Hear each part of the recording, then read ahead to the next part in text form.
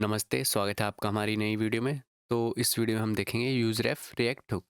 तो हम ये सब प्रैक्टिकली देखेंगे, कोड करके देखेंगे कि हम क्यों यूज़ करते हैं यूज़ रेफ को, कैसे यूज़ करते हैं। तो ये सब हम प्रैक्टिकली देखेंगे। तो यहाँ पे इन्होंने इसके 2 यूजेस लिखे हैं, referencing a value with a ref and manipulating the DOM with a ref. तो इसको हम देखते हैं कोड करके। तो स्टार्ट करते हैं अपनी वीडियो को।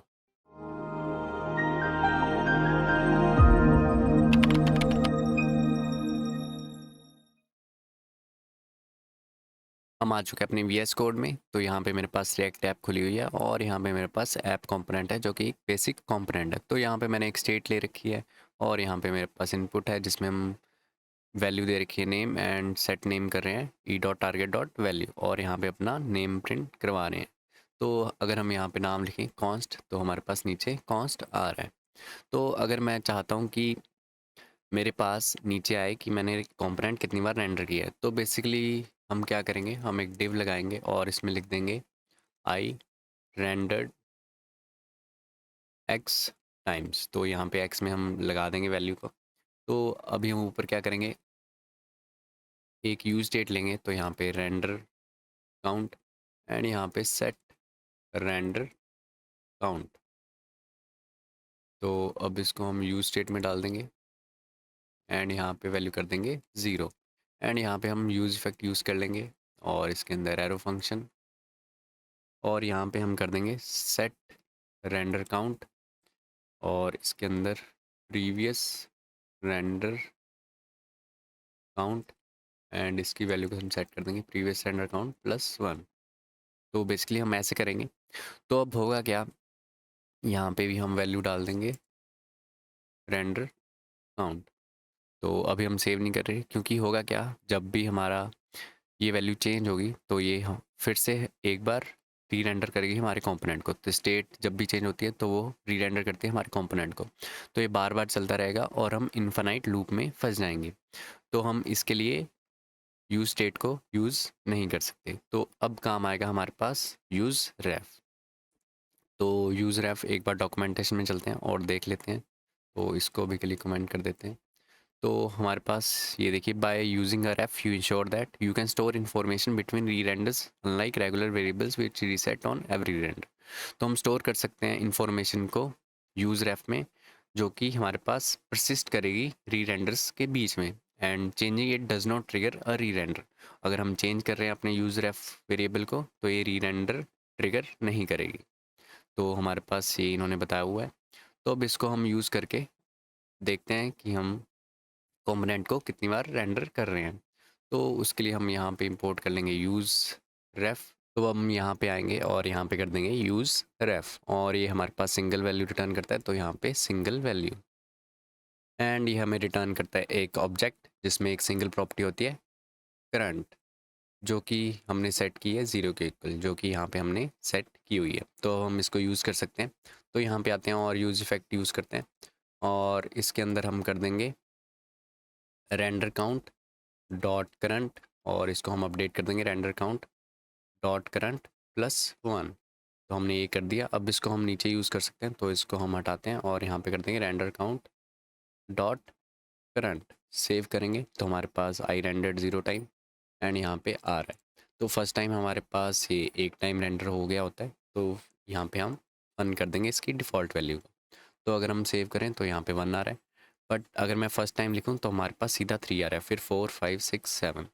तो ये हमारे पास 3 इसलिए आ रहा है क्योंकि मेन में हमारे पास रिएक्ट स्ट्रिक्ट मोड लगा हुआ है। और रिएक्ट स्ट्रिक्ट मोड क्या करता है हमारे पास, your component will rerender an extra time to find bugs caused by impure rendering. Your component will rerun effects an extra time to find bugs.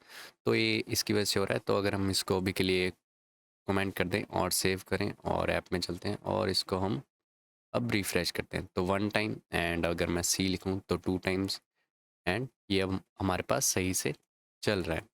सो अब हमने सेट कर लिया कि हम कितनी बार रेंडर कर रहे हैं यूज़ रेफ को यूज़ करके। सो ये हमारा बेसिक यूज़ है यूज़ रेफ का।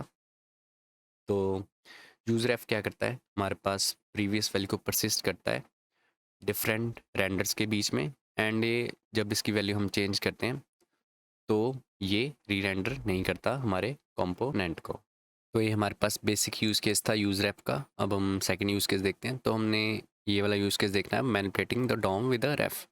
तो यूज़ रेफ से हम रेफरेंस कर सकते हैं एलिमेंट्स इनसाइड हमारे एचटीएमएल के। तो हमारे पास हर जो एचटीएमएल एलिमेंट है उसमें एक यहाँ पे रेफ एट्रीब्यूट होता है जिसको हम सेट कर सकते हैं अपने यूज़ रेफ के इक्वल। तो अभी के लिए हम इसको हटा देते हैं और इसको भी हटा देते हैं और यहाँ पे लेते हैं इनपुट रेफ और इसको अभी हम एम्प्टी छोड़ देंगे। तो इस रेफ के अंदर हम डाल देंगे इनपुट रेफ। तो जैसे ही हमारे पास रेंडर होगा तो इनपुट रेफ में हमारे पास ये पूरा इनपुट आ जाएगा। तो अब इनपुट रेफ डॉट करंट इस टैग के इक्वल होगा।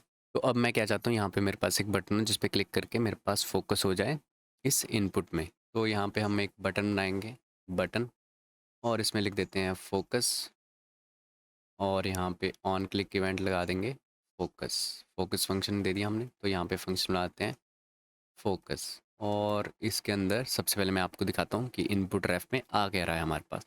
सो यहाँ पे करते हैं कंसोल डॉट लॉग और यहाँ पे input ref dot current save करते हैं और यहाँ पे रिफ्रेश करते हैं और अपना कंसोल खोलते हैं। तो यहाँ पे मेरा कंसोल है और देखिए जैसे मैं फोकस पे क्लिक कर रहा हूँ तो मेरे पास ये इनपुट वैल्यू आ रही है जो कि हमारे पास ये वाला एलिमेंट है। तो रेफ से क्या हुआ, ये रेफ इंडिकेट कर रहा है हमारे इस एलिमेंट को। तो अब मैं क्या करूँगा, इसको हम कर देते कंसोल को हटा देते हैं और डॉट करंट डॉट फोकस, और अगर मैं अब करूं और रिफ़्रेश करते हैं तो अभी मेरा फोकस नहीं है इस इनपुट टैग में, और जैसे मैं यहाँ पे क्लिक करता हूँ तो मेरा फोकस यहाँ पे आ गया और मैं लिख पा रहा हूँ। तो अब हमने ये किससे किया, इस यूज़ रेफ से। तो हम मैनिपुलेट कर पा रहे हैं डोम को यूज़ रेफ की मदद से। तो एक और एग्जांपल देख लेते हैं। तो यहाँ पे हम करेंगे input ref dot current dot style dot background colour equal to sky blue. Save करते हैं और अगर अब मैं फोकस पे क्लिक करूं तो यहाँ पे बैकग्राउंड कलर स्काई ब्लू हो जाएगा। तो हमारे पास ये बैकग्राउंड कलर स्काई ब्लू हो चुका है। तो हम डॉम को मैनिपुलेट कर पा रहे हैं यूज़ रेफ की मदद से। एंड हमारे पास कुछ गलतियाँ करते हैं हम यूज़ रेफ को यूज़ करते हुए। तो अगर हम यहाँ पे input ref dot current dot value equal to कर दें हेलो, तो यहाँ पे हम रिफ़्रेश करते हैं और अगर मैं फोकस पे क्लिक करूँ तो मेरे पास यहाँ पे हेलो आ गया। हमारे पास यहाँ पे इनपुट की वैल्यू तो हेलो सेट होगी बट यहाँ पे मेरी स्टेट अपडेट नहीं हुई। वो इसलिए क्योंकि हम यहाँ पे मैन्युअली सेट कर रहे हैं वैल्यू को। तो हमें जो भी वैल्यू होती है उसको मैनेज करना चाहिए रिएक्ट स्टेट की मदद से। तो हमें मैन्युअली उनको सेट नहीं करना। और जैसे हम अपेंड चाइल्ड करते हैं, रिमूव चाइल्ड करते हैं, तो वो भी हमें नहीं करना यूज़ रेफ से।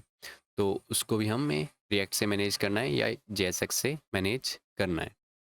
तो हमने दो यूज़ केसेस देख लिए यूज़ रेफ के। तो अब हम एक और यूज़ केस देख लेते हैं इसका। तो हमारे पास जैसे ये यूज़ स्टेट है, तो अगर हमें इसे इसकी प्रीवियस वैल्यू स्टोर करवानी है तो उसके लिए भी हम यूज़ रेफ यूज़ कर सकते हैं। तो यहाँ पे कर देते हैं प्रीवियस नेम एंड इस फंक्शन को हम हटा देते हैं और यहाँ से इस रेफ को हटा देते हैं और इस बटन को हटा देते हैं। अब यहाँ पे आते हैं और यूज़ इफ़ेक्ट को यूज़ करते हैं। इसके अंदर ये फंक्शन लेते हैं और यहाँ पे करते हैं previous name dot current equal to name, और यहाँ पे इसको हम डिपेंडेंसी दे देंगे नेम, क्योंकि जब नेम चेंज हो तभी चले हमारे पास। और यहाँ पे हम कर देंगे and it used to be previous name dot current. Save करते हैं। तो अब हमने क्या किया, यहाँ पे यूज़ इफेक्ट में स्टोर करवा ली नेम की वैल्यू। तो ये हमारे पास प्रीवियस नेम हमारे पास स्टोर हो जाएगा और यहाँ पे प्रिंट होगा। तो अगर मैं यहाँ पे लिखूँ सी, तो यहाँ पे आ गया सी जो हमारा करंट है और प्रीवियसली हमारे पास कुछ नहीं था। अगर हम ओ लिखें तो हमारे पास यहाँ पे ये आ रही है इसकी current value C O, and हमारे पास प्रीवियसली इसकी वैल्यू थी सी। एंड ऐसी एन लिखते हैं तो हमारे पास यहाँ पे सी ओ एन आ गया और यहाँ पे C O S E S T. तो यहाँ पे हमारे पास अब ये प्रीवियस वैल्यू को स्टोर कर रहा है और यहाँ पे प्रिंट कर रहा है। तो हम स्टेट की वैल्यू को ईज़िली स्टोर करवा पा रहे हैं उसकी प्रीवियस वैल्यू को यूज़ रेफ की मदद से। तो हमारे पास ये थे यूज़ रेफ के यूज़ केसेस। तो यहाँ पे रेफरेंस कर सकते हैं एक वैल्यू को रेफ की मदद से एंड मैनिपुलेट कर सकते हैं डोम को। एंड जो यूज़ रेफ है तो उसमें हम स्टोर कर सकते हैं इंफॉर्मेशन को जो कि हमारे पास परसिस्ट करेगी बिटवीन री रेंडर्स। एंड इसे चेंज करने से हमारे पास ट्रिगर नहीं होता री रेंडर। तो ये था हमारे पास यूज़ रेफ हुक। तो आज की वीडियो कंप्लीट हो गई है एंड हमारे पास ये हमने रिएक्ट हुक्स पे प्लेलिस्ट स्टार्ट की हुई है, तो आप इसे चेकआउट कर सकते हैं। यहाँ पे हम सारी रिएक्ट हुक्स को समझाएंगे एंड हमारे पास रिएक्ट ट्यूटोरियल्स भी हैं, तो आप इन्हें भी देख सकते हैं। एंड हमारे यूट्यूब चैनल पे और भी प्लेलिस्ट हैं जैसे रिएक्ट मटेरियल यूआई ट्यूटोरियल है, तो आप ये भी चेकआउट कर सकते हैं। तो हमारे चैनल को सब्सक्राइब कीजिए। Thank you.